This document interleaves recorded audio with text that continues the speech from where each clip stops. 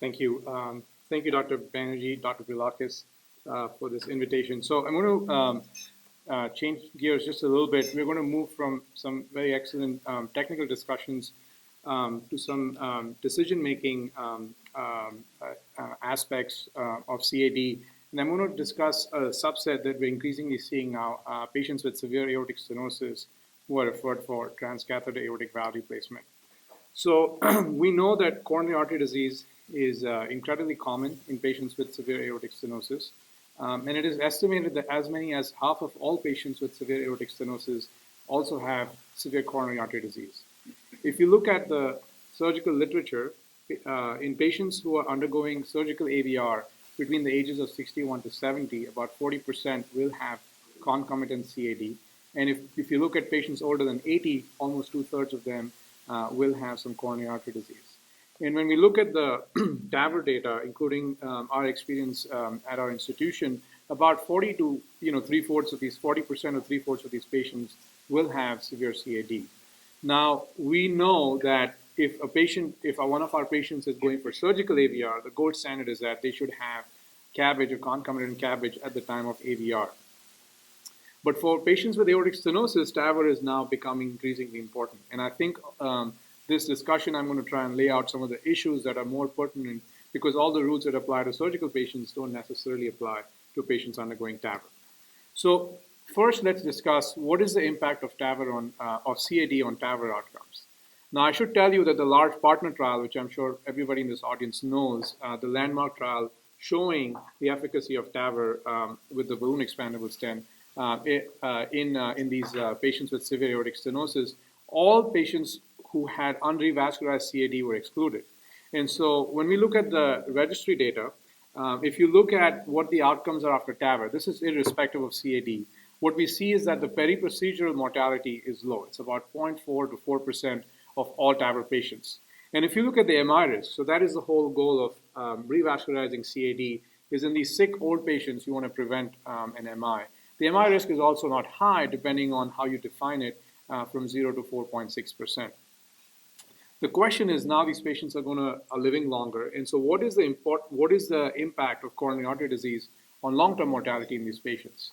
So there is obviously discrepancy on this topic, and so if you look at the first two studies, in green are patients with coronary artery disease, and in red are patients without coronary artery disease, and you can see that patients in the Dewey and the Quadra studies, patients with CAD did worse than patients without CAD. Now, this doesn't factor in the extent of revascularization, but if you look at the other two studies, CAD appeared to have no impact on outcomes. And so the story is definitely not clear and the jury is still out. An important concept, though, is the concept of myocardial injury following TAVR in these patients. So this is a very interesting study of about 100 patients undergoing TAVR, where there was a protocol by which biomarkers were corrected after surgery.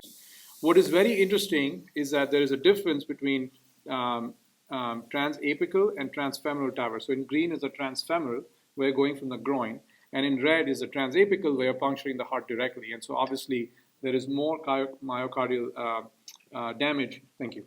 There's more myocardial damage in patients who are undergoing transapical, where you're puncturing the heart directly.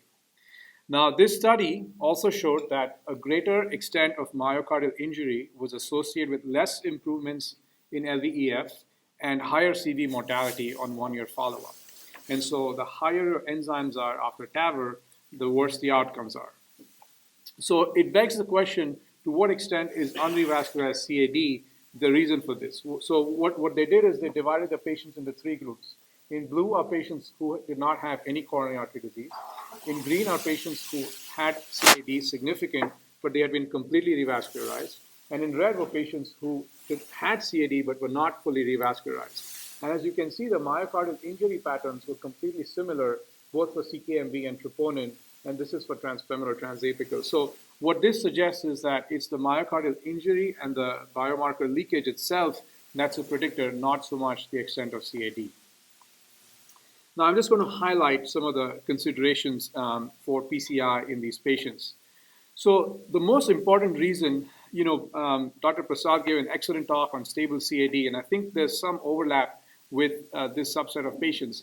I think for us, when we look at these patients, the number one reason to want to do something, for somebody with an angiographic stenosis, is what is the hemodynamic consequence of this stenosis during the TAVR procedure? And I'll show you a quick video of, many of you may have seen it, but how we rapidly pace these patients during TAVR. And so if there is a severe stenosis, what we are concerned about is the 35, 40 seconds that we rapidly pace them, whether that would lead to myocardial ischemia and then, trouble downhill. So the decision points that arise are, is there a need for revascularization in these patients? If so, what should be the mode of revascularization? Now, by definition, the way things are, TAVR is available right now, these are high-risk patients. So almost always, this is PCI as a mode of revascularization. And so it brings up the question, what is the safety of PCI in patients with severe AS? And what should be the timing of PCI in relationship to TAVR in these patients? And then finally, what kind of stent is preferred in these patients? And obviously that factors in the antiplatelet regimen that you want these patients on. These patients are all old. They are fall risk. The average age in my clinic is 86. A lot of them have AFib and have other reasons to require anticoagulation. So you have to factor in how long you want to expose these really old patients to triple therapy. So one important concept is the timing. And I'll tell you in a nutshell that there's no established protocol in terms of when these patients should be revascularized. There have been, in general, the consensus, including at our center, is that PCI is performed before TAVR. There is an inherent attractiveness in considering TAVR and PCI as a combined procedure, and I've certainly been part of procedures such as this where we've done this. But I think in general, in terms of contrast load, the timing of the procedure, the propensity for complications, I think it's best if a PCI, if it needs to be done, is performed before the TAVR procedure. And these are some of the studies that have looked at it. And in general, again, I can say that the complication rates don't appear to vary much between doing the PCI before or after the TAVR. PCI following TAVR is almost always as a bailout for some complications such as left main occlusion, etc. The most important take-home point is that all these cases obviously are discussed as a heart team, and the heart team discussion is very important to decide the bleeding and the restenosis risk in these patients. So if you look at what the predictors of survival are in patients, this is coming to the issue of safety of PCI in patients with severe AS. The dye load, the hemodynamic alterations. And what studies have shown is that by far, so this is a forest plot, anything to the left of this yellow line is protective, anything on the right side is harmful. And I think by far the most important predictor is a low EF. And I think the other predictor, especially for short-term mortality, is STS score. Now, STS score, as most of you know, captures a lot of the common comorbidities, but an STS score of more than 10 has been shown to be associated with high complications following PCI. So I think we need to be cognizant of patients with low EF and a high STS score.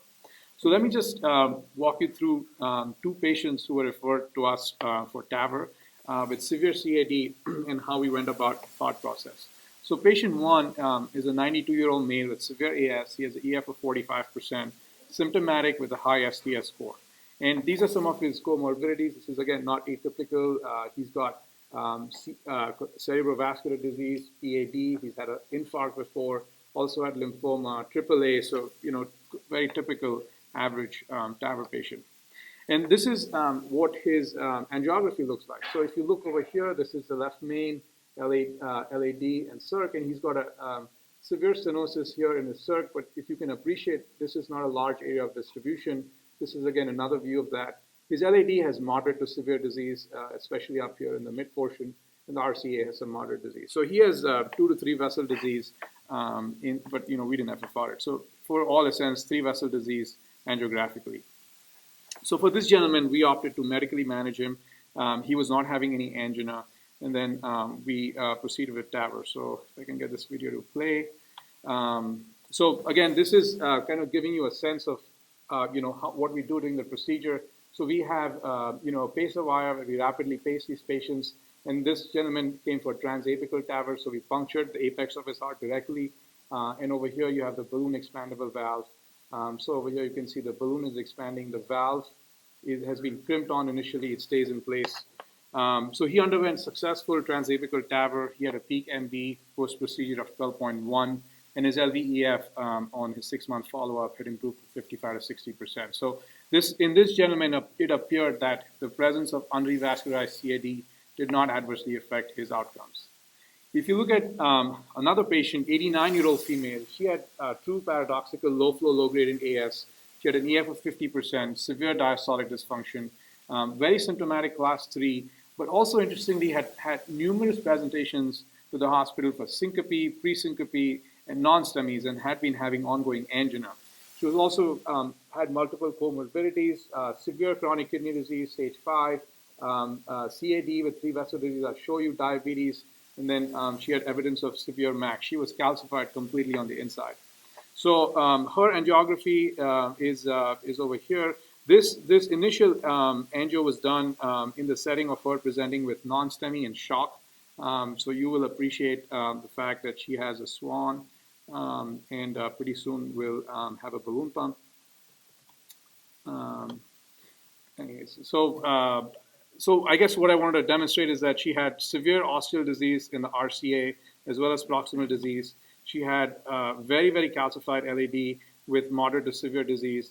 And then she also had, very, very severe. She had, if you can look over here, this appeared to be at that time the ACS lesion, OM1 kind of just hanging by a thread, and then also disease in the ramus. So at that time, what we elected to do, here's the balloon pump. We elected to proceed with PCI. In her, we used bare metal stents.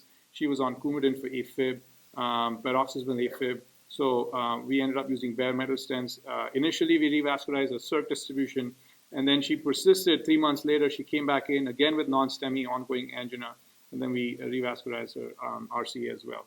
So she also underwent successful transapical TAVR, peak MB of 18.6, LVEF similar, and she's done well. So I think we treated the 2 patients very differently, even though angiographically a lot of the disease severity appeared to be similar. So to conclude, significant CAD is very common in patients with aortic stenosis who are being evaluated for TAVR. Revascularization in general we reserve it for patients with proximal and ostial epicardial stenosis. And as I alluded to with the first patient, in patients especially where a large area of myocardium is subtended by that coronary distribution. PCI in aortic stenosis patients is generally safe, although a low ejection fraction and a high STS score are high-risk features.